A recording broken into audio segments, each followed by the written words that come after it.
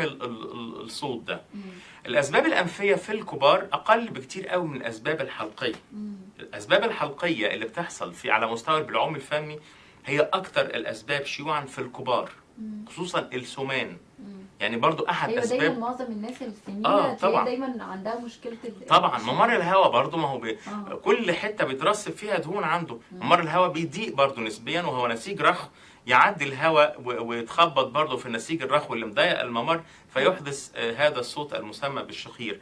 النوع ده اللي هو السمين ده او الاوبيز، لو قلنا له خس بشكل ذو قيمه وخس ونجح انه يخس، هيبقى الامور زي الفل. يعني هيروح الشخير تماما لو خس وزن وصل لوزنه المثالي.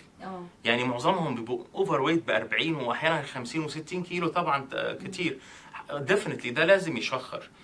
وقت ما تنجح نصيحتنا معاه، او يعني ينجح نظام رجيم او غذائي معين ويخس القيمه الاعلى من وزنه المثالي، يرجع تاني نفسه يبقى طبيعي جدا وزي الفل، والحل يبقى تمام، بس طبعا يتمكن من انقاص الوزن. الاسباب بقى الثانيه ممكن يكون واحد مش سمين لكن عنده تغيير شويه في التركيب التشريحي بتاع مكان البلعوم الحلقي او البلعوم الفمي. البلعوم الفمي ده هو عباره عن ممر هواء، هو جنب انه ممر طعام هو ممر هواء برضه. فاحنا بنتكلم دلوقتي بصدد انه ممر هواء، الهواء بيعدي من الانف على الحنجره على الرئه. فالحته بتاعه البلعوم الحلقي ملهاش هيكل صلب. يعني الانف فيها هيكل صلب، عظم وغضاريف، هيكل صلب. فالهواء يعدي ما يخبطش قوي في نسيج رخو، مش هيديني. يعني عشان كده الاسباب الانفيه اقل شيوعا من الاسباب الحلقيه. بالظبط. الاسباب الحلقيه زي ما احنا قلنا كلها نسيج رخو غير مدعومه ب هيكل صلب حواليها. فبالتالي تبقى قابله للكولابس، للانهيار.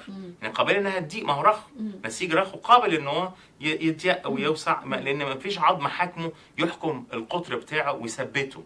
ما فيش في المنطقه الوحيده اللي هي في الممرات الهوائيه اللي ما فيهاش هيكل صلب غضروفي او عظمي ويحافظ على الوسع بتاعها هو البلعوم الحلقي او البلعوم الفمي. ملوش سبورت، ملوش حاجه تسنده وتخليه مفتوح دايما. تمام.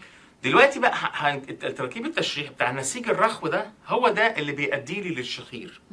يعني عندي نسيج رخو تفاوتي بقى. في واحد عنده مثلا سقف الحلق ده واللهاء هو جزء من ممر الهواء، او ده الجدار الامامي بتاع المنطقه دي. الجزء ده لو رخو ومتدلي، وده موجود في بعض الناس من غير ما يكونوا سمان، عنده تدلي في سقف الحلق وتدلي في اللهاء معاه.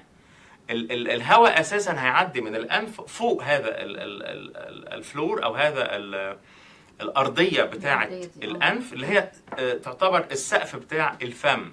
فالهواء يعدي يخبط ويهزه فيعمل الصوت.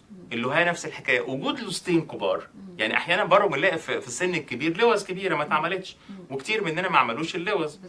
فالنسيج الرخوه بتاع اللوستين برضه بيقع في نفس المنطقه بتاعت ممر الهواء على مستوى البلعوم الفمي. فبرضه ده نسيج اولا بيخنق ممر الهواء، بيخليه يصدر صوت لوحده، وثانيا هو رخو يتهز اثناء مرور الهواء عليه. يعني اللوز فبالتالي احد الاسباب، من احد اسباب برضه طبعا الشخير. طبعا. لكن لو شالوا اللوز ممكن تبقى نسبه الشخير بتقل. في الافراد العاديين هم مش سمان ومش هنطلب منهم يخسوا لانهم ما عندهمش اوفر ويت.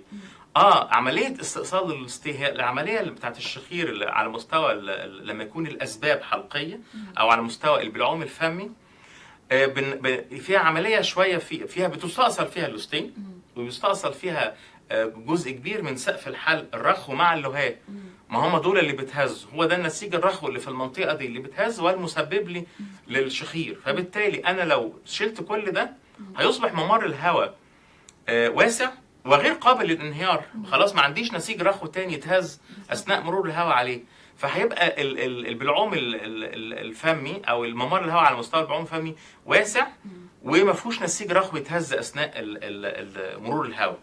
فبالتالي هو ده علاج مشكله الشخير في الكبار ان ما لم يكن طبعا سمين وما عنديش اي وسائل تانية. فبقول له انت محتاج عمليه، هتحتاج عمليه جراحيه لتوسيع ممر الهواء على مستوى البلعوم الفمي. اللحميه برضه يا دكتور ولا ممكن